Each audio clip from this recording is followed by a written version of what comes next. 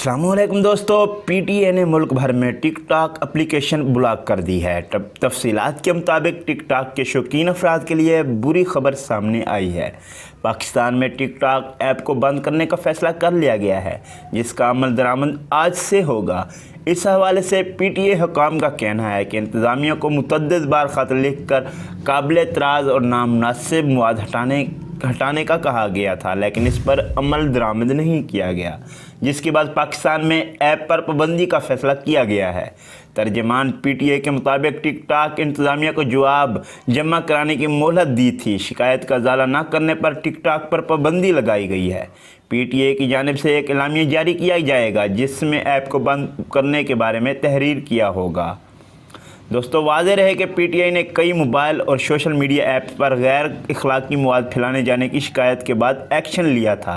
PTI ने मशहूर mobile app बीगो पर पाबंदी आयद की थी, जबकि टिकटॉक को हतमी वार्निंग जारी की गई थी। इस हवाले से जारी एलामिया में कहा गया है, शिकायत मसूल हुई थी कि बीगो और टिकटॉक ऐप पर गैर अखलाकी मवाद फैलाया जा रहा है। इन शिकायत का जायज़ा लेने के बाद पाकिस्तानी कानून के तहत बीगो ऐप पर पाबंदी लगा दी गई थी, जबकि मोबाइल ऐप टिकटॉक को आखिरी वार्निंग जारी की गई थी। पीटीए एलामिया में मज़ीद कहा गया है कि मोबाइल और सोशल मीडिया ऐप्स के ज़रिए गैर अखलाकी मवाद फैलाकर मुआशरे और नौजवानों पर मनफी असरात डाले जा रहे हैं।